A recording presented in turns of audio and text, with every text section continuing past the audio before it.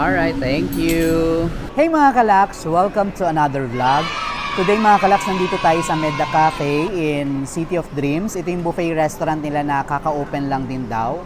So dito tayo magla-lunch ngayon and we will review our buffet lunch experience dito sa The Cafe.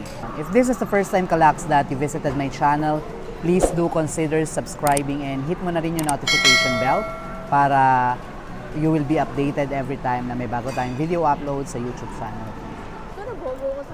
Pero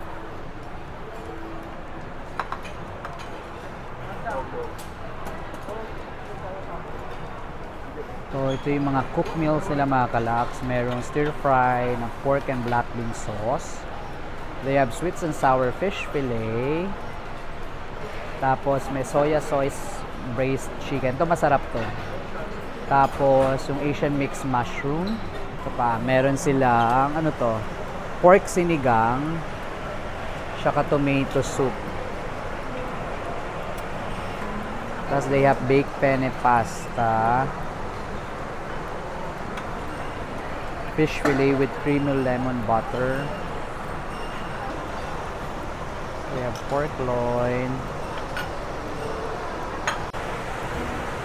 buttered mixed vegetables. They also have chicken adobo, pork menudo, bistec Tagalog, mixed seafood sambal sauce. Kasi meron silang pancit guisado, fried rice. Ito sa kalaks steam rice lang yan. Tapos may mga cropek sila pa effect siya. May unlimited wine din, kasama yan dun sa per person rate na babayaran nyo. May red and white wine. Kasi ito yung mga seafoods. They have clams. Tapos shrimp. Mussels. Pwede mo yung paluto mga kalaks dun sa may grilling station nila. They also have miso soup. Ito na mga kalaks yung kanilang Japanese station. Ito lang yung mga maki nila. Ang sad lang, walang sashimi. Walang mga tuna sashimi, salmon sashimi. Sabi nila sa gabi lang daw yun. So, yan. California maki, tas yan. Tas mga salad. Mga pa-healthy na food.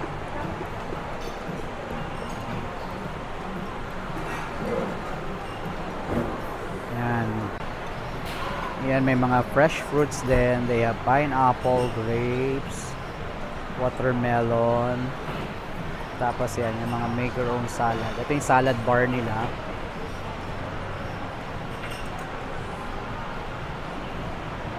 Then, this is the bread station.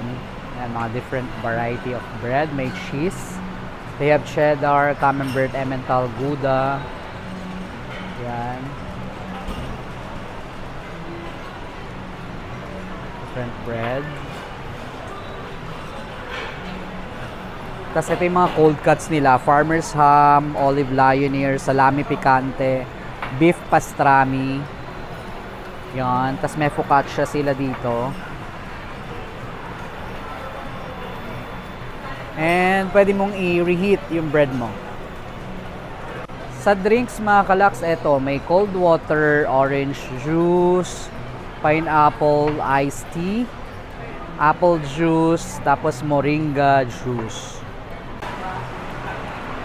Punta na tayo sa dessert station. Ay, may mga kakanin sila. Biko, nilupak, sapin-sapin. Yan. May ano to? Fresh mango shortcake. This is the fresh mango shortcake. Ayan, mga dessert, mga different pastries.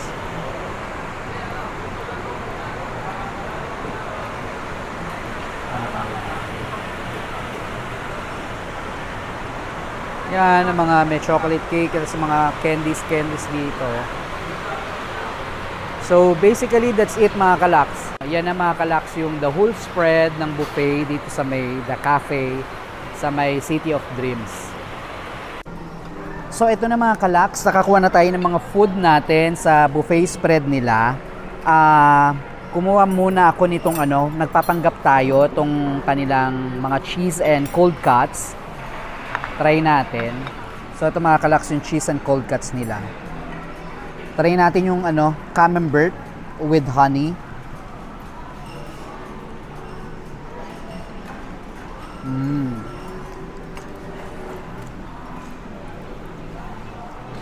Yung honey talaga kalaks, saka yung camembert masarap talaga.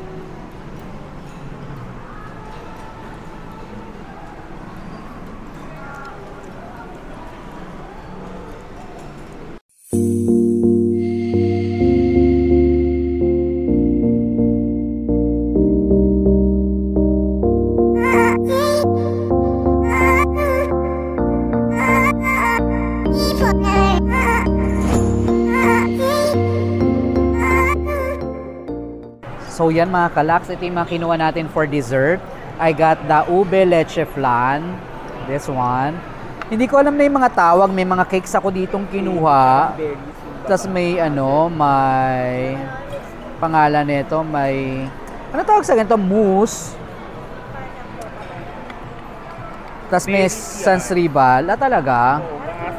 Tapos may chocolate mocha or something. So try muna natin to mga kalaks, itong ube leche flan. May bumaboses, masarap daw tong ube leche flan. Oo nga ako 10 ganyan.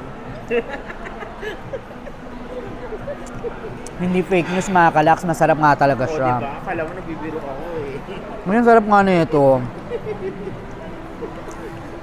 I-hoard natin to.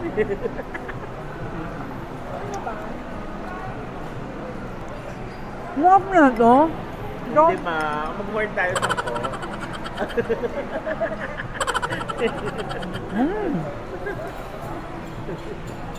Sarap yarn.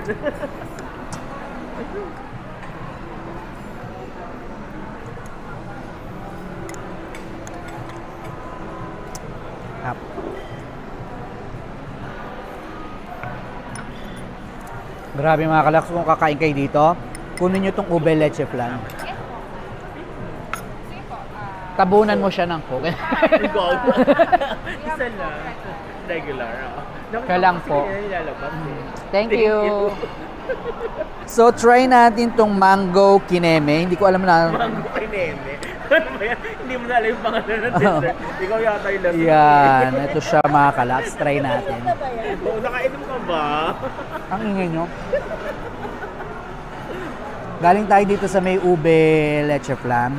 Refreshing, medyo refreshing to. Panglinis ng palate. Sarap. I-try mo yung berries.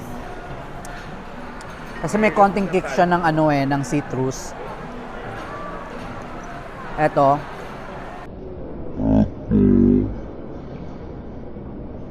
Ito pala. Try natin tong parang panna cotta or mousse. Blueberry panna cotta. Sabi, ang pamagat. Oo. Blueberry panna cotta. Ay, sakto lang to. Hindi ko masyadong bet to. Haluin mo kasi. Ganyan no. Haluin mo. Minimix ba? Yung parang jam niya. Ay, parang halo-halo pala ito. Ganun pa din eh. Doon tayo sa ube leche flan. Tapos try natin tong Sans Rival. Yan.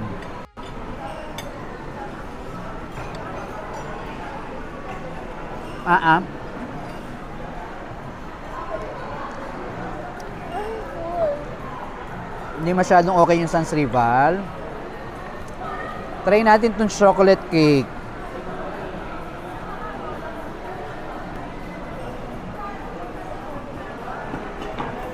Wow. Ang pait ha.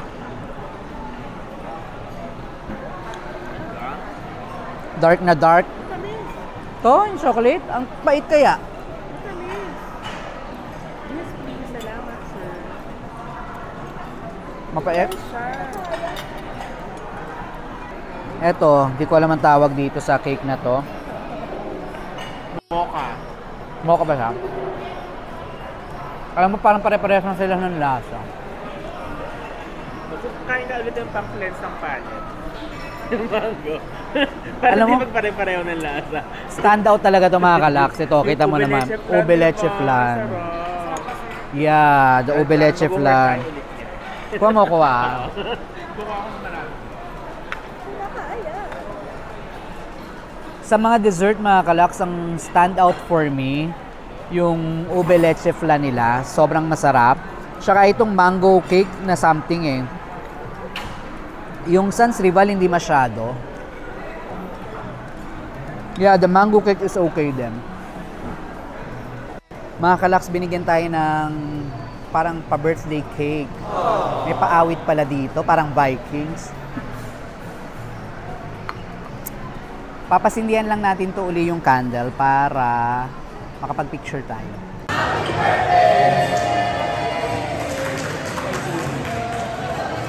Kalaki ko magbabayad. Ako pala. Ito na, akala mo ha. Second time na namin nag-try dito sa The Cafe. So, newly open ulit siya. Okay naman yung food. More on Asian selection. And then, nag-stand out sa akin yung siomai. Masarap yung siomai nila. And then, overall, okay naman. And customer service, very accommodating din sila. Actually, food is okay. Service, superb yung service. Sobrang accommodating ng mga tao nila. And very, attentive sila with the customers nila. Yun lang. Though, onti yung selection, meron mga some na so-so, not that good. But, with the drinks and all, I think it's okay naman. Price mga kalaks, dahil kabubukas pa lang niya, parang promotional offer pa lang yata yung rate na nakuha namin. It's around 1,250 pesos per person, inclusive na yung drinks and coffee and tea, dun sa 1,250 na yon.